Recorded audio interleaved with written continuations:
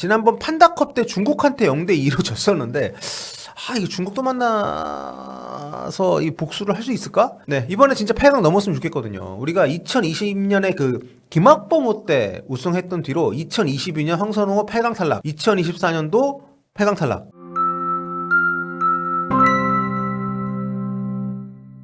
안녕하세요, 볼로TV 성욱입니다. 대한민국 23세 이하 축구대표팀 이민성호가 2026 AFC 23세 이하 아시안컵 8강에 진출했습니다.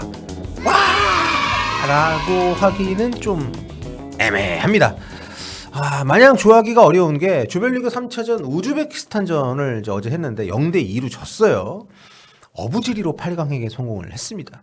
같은 시각에 진행이 된 2라운드 3위, 4위 팀 간의 경기, 그러니까 이란과 레바논의 경기에서 조 4위였던 이패팀 레바논이 조 3위, 그러니까 우리하고 우즈벡하고 모두 비겼던 이무팀 이란을 1대0으로 잡아버렸어요. 이렇게 되면서 사실 레바논이 이미 탈락을 했기 때문에 이란이 레바논을 잡을 거라는 예상들이 많았었거든요. 그렇게 되면 우리가 우즈벡한테 졌기 때문에 이란이 2위가 되고 우리가 3위가 되면서 탈락이었는데, 이미 탈락이 확정된 레바논이 이란을 잡아준 덕분에 우리 대표팀이 조 2위로 우즈벡전을 지고도 조 2위로 8강에 올라가게 된 겁니다. 사실 레바논이 앞선 두 경기를 다 지긴 했어도 경기력이 괜찮았거든요. 우리하고 할 때도 2골을 넣고 우즈벡하고 할 때도 2골씩 넣었습니다. 실점을 더 해가지고 지긴 했지만 아무튼 이날 이란하고 경기할 때도 레바논은 컨셉이 확실했습니다. 낮은 위치로 수비를 다 내려가지고 5백 딱 두고 역습할 때 속공 전개. 근데 내리는 게 완전히 버스 세우는 것처럼 내리는 수비가 또 아니에요. 중원에서부터 기다렸다가 굉장히 적극적인 압박을 통해서 볼 탈취를 시도합니다. 레바논이 특이하게 결정력이 일단 굉장히 좋고 또 높은 위치에서 탈취를 잘 한다는 건데, 요 두 가지가 이란전에서는 굉장히 잘 이루어졌습니다. 우리도 2차전에서 이거에 당해가지고 레바논한테 2번이나 리드를 뺏기기도 했었는데, 이날 이란 역시 인터셉트만 공식 기록으로 11번을 당했어요, 레바논한테. 아무튼 그런 축구, 그렇게 높은 위치에서 탈취해가지고 후다닥 넘어가서 박스 안쪽 진입해서 슈팅까지 날리는 이런 레바논의 축구가 굉장히 위협적이었는데, 여기에 이란이 굉장히 고전을 했습니다. 결과적으로 레바논이 이날 PK로 이제 골을 넣었는데, 레바논이 1차전, 2차전, 3차전 모두 골을 넣은 팀이에요. 우리 대한민국도 3차전 때 골을 못 넣었잖아요. 전 경기 골을 넣고도 탈락을 하는 팀이 됐습니다, 레바논이. 앞선 두 경기에선 특히 이제 2골씩을 넣었고, 이날 이란전에서 페널티킥 골 넣었던 그 샤힌 선수 같은 경우에는 전 경기 득점입니다. 혼자서만 4골을 넣었어요. 아무튼 이란은 참 답답한 경기를 한 끝에 3경기에서 한 골도 못 넣고 3경기 무득점으로 2무 1패 기록하면서 조 4위로 떨어져가지고 탈락을 했습니다.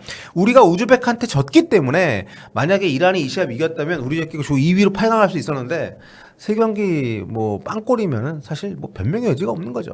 요즘 이란 국내 상황이 아주 심각하던데 경기 끝나고 선수들 우는 모습 보니까 굉장히 좀 마음이 아프더라고요. 자, 그래서 우리가 레바논 덕에 이란 덕에 8강행을 당했다, 이런 얘기가 나오고 있는데, 실제로 우즈벡전 보면 그 말이 과장이 아니라는 걸 알 수 있습니다. 앞선 두 경기, 그러니까 이란전 0대0, 레바논전 4대2 역전승, 요때도 사실 경기력이 좀 불안불안하다는 얘기가 많았잖아요. 실수도 많고. 이날 우즈벡전 같은 경우에도 공식 기록을 보면 점유율은 우리가 2배 앞섰는데, 현대 축구에서 점유율 그 자체만으로는 의미가 없잖아요. 자기 진영에서만 많이 잡을 수도 있고 외곽에서만 볼을 오래 잡고 있어도 점유율은 올라가는 거니까. 이날 보면 슈팅수 뒤졌고요. 유효 슈팅 90분 동안 단 한 차례에 불과했습니다. 막판에 가서 하나 때렸고요. 크로스를 상대보다 2배나 많은 16개나 올렸지만 거의 무위에 그쳤고요. 전체적으로 우리가 질 수밖에 없는 그런 경기를 했습니다. 참고로 우즈베키스탄은 일본처럼 이번 대회에 21세 이하 대표팀으로 나왔습니다. 지난번 파리올림픽도 본선 진출했던 우즈벡 아니겠습니까? 이번에도 2028년 LA올림픽 본선을 준비하면서 그때 23살이 되는, 그러니까 현재 21살인 선수들, 그 이하인 선수들, 2005, 2006, 2007년생들 중심으로 팀을 짜서 나왔습니다. 이날도 선발 라인업에 2006년생 2명, 2007년생 3명 이렇게 나왔는데, 그러니까 우리보다 2살이 어린 선수들이에요, 평균적으로 선수단이. 우리는 당장 이번 가을에 있을 아시안 게임을 목표로 지금 운영이 되고 있기 때문에 아무래도 다를 수밖에 없습니다, 목표 자체가. 물론 유럽 진출 선수나 부상자들 포함하면 많이 빠져서 이민성 감독도 최정예로 나올 수 없는 상황이긴 했습니다. 그런데 국내 팬들이나 이제 한국 축구 팬들의 시선은 아무래도 그래도 이 아시아 대회에서는 어느 정도 성과를 내야 되지 않느냐 하지만 현실적으로 좀 어려움이 있긴 해요. 뭐 배준호, 양민혁, 이현주, 윤도영, 김지수, 강상윤, 황도윤, 박현빈, 뭐 김민수 이런 해외파이거나 아니면 부상으로 빠진 선수들 좀 많이 있기 때문에 아무튼 21세 이하로 올림픽이라는 뚜렷한 목표를 갖고 준비해 나가는 팀들 일본과 우즈벡이 조 1위로 8강에 올랐다는 것은 좀 우리가 눈여겨볼 만한 부분이 아닌가 싶습니다. 우리 같은 경우에는 이번 대회에 참가한 선수들이 2년 뒤 올림픽은 고사하고 당장 가을에 있을 아시안게임 때도 못 나갈 선수들이 많습니다. 유럽파 다 들어오고 또 와일드카드 3장 쓰고 하면 우리는 병역이 걸려있으니까 동기부여라든가 그러니까 그때 못 나가는 선수들이 많기 때문에 어떻게 보면 이번 대회에 나오는 선수들에게는 다른 팀들에 비해서 동기부여가 떨어질 여지도 있다. 그러니까 대표팀 이원화 운영에 대한 의견이 일리가 있다는 생각을 다시 한번 하게 되더라고요. 이번 때 보면서. 자, 이번 경기 한번 다시 정리를 해보겠습니다. 이날 대한민국 이번 대회 주력으로 사용하고 있는 4-4-2 포메이션으로 나왔습니다. 전방에 김태원, 정재성 선수, 미드필드에 김도현, 김한석, 김동진, 강성진, 포백에 배현석, 신민아, 이현용, 이건희 그리고 홍성민 골키퍼가 골문 지켰고요. 최전방에 김태원, 정재상 이 두 선수 조합에게 연결을 시도했는데 그렇게 수월하게 가진 않았어요. 예, 포백과 미드필드 사이에서 커뮤니케이션 오류가 많이 나가지고 빌드업이 좀 많이 불안했습니다. 그러다가 후반 시작하자마자 박스 안에서 엉성한 대응 끝에 카리모프 선수 오른발에 벼락골 내줬고요. 그 뒤로도 집중력 부족으로 헤매다가 실점할 뻔했던 그런 장면이 또 있었습니다.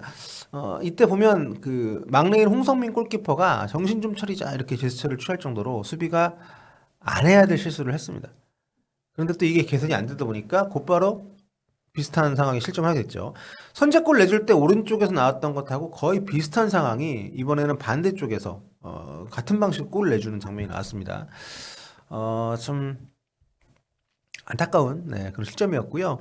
우리는 후반 38분에야 첫 유효 슈팅이 나왔을 정도로 마무리가 부진했습니다. 이때 정승배 선수 슈팅이 상대 수비 막혀가지고 골이 되질 못했었는데 또 공격도 공격이지만 전체적으로 집중력이 부족한 장면이 꽤나 많았던 그런 경기였습니다. 특히 그 후반 18분쯤에 상대가 측면 돌파해서 슈팅까지 가는 그 과정에서 골라인 밖으로 공이 나간 걸로 속단하고 선수들이 다 뛰기를 멈추는 그런 장면이 있었거든요. 근데 그 나가느냐 안 나가느냐를 판단하기 쉽지 않기 때문에 심판 판정이 나기 전에는 경기에 계속 몰입을 해야 되는데 그 장면 굉장히 좀 충격적이더라고요, 개인적으로는. 아무튼 이 실점 모두 우리 수비수가 제대로 위험 지역을 벗어나게 처리를 못한 상황에서 상대 논스톱 슈팅의 실점을 좀 했기 때문에 이런 장면이 나오는 것은 좀 최소화시킬 필요가 있을 것 같습니다. 자, 이렇게 조별리그 3경기 내내 강팀이라고 할 만한 경기를 단 한 번도 보여주지 못한 채 1승 1무 1패로 이민성호가 조별리그를 마쳤는데요. 승점 4점. 다행인지 불행인지 이란이 레바논한테 지면서 조 2위를 지킬 수 있었고 C조 2위로 8강에 오르게 됐습니다. 우리 8강전 상대는 이제 D조인데요. D조 이제 1위랑 우리가 하게 되는데 현재 중국, 호주, 이라크, 태국 각각 승점 1점 차로 4-3-2-1 이렇게 순위표 됐거든요. 네 팀 모두 8강 진출 가능성이 남아있는 상황입니다. 아직 8강에 확정된 팀이 없고요. 우리는 D조 1위를 차지하는 팀이 누군지 아직 모르는 상황인 거죠. 그러니까 토요일에 그 D조 1위하고 8강전 하게 되는데 지난번 판다컵 때 중국한테 0대2로 졌었는데 이거 중국도 만나서 이 복수를 할 수 있을까? 네, 이번에 진짜 8강 넘었으면 좋겠거든요. 우리가 2020년에 그 김학범호 때 우승했던 뒤로 2022년 황선홍호 8강 탈락. 그때 일본한테 0대3 참패했었죠. 2024년도 8강 탈락. 그때 인도네시아 신태용호한테 승부차기 패배해가지고 올림픽 티켓 놓쳤고 이렇게 2회 연속 8강 탈락입니다. 이 대회에서. 이제 D조 누가 올라올지 모르겠습니다만 이겼으면 좋겠어요. 4강 갔으면 좋겠습니다. A, B, C조 조별리그 다 끝난 상황이고요. A조에서는 김상식 감독이 이끄는 베트남이 3전 전승으로 1위, 요르단이 조 2위, 개최국 사우디는 탈락. B조에서는 이번 대회 가장 많은 10골 넣고 두 경기 치른 중국 빼면은 유일하게 지금 무실점을 하고 있는 일본이 1위고요. 아랍에미리트가 2위를 차지했습니다. 그래서 여기는 8강 대진이 베트남 대 아랍에미리트, 요르단 대 일본 이렇게 되고요. C조 1위 우즈벡, 2위는 대한민국, D조는 아직 미정 이렇게 되어 있습니다. 자, 아무튼 우리 선수들 조별리그 아쉬움을 씻을 수 있는 멋진 8강전 펼쳐주기를 기대해 보면서 우즈벡전 그리고 조별리그 정리 마무리하겠습니다.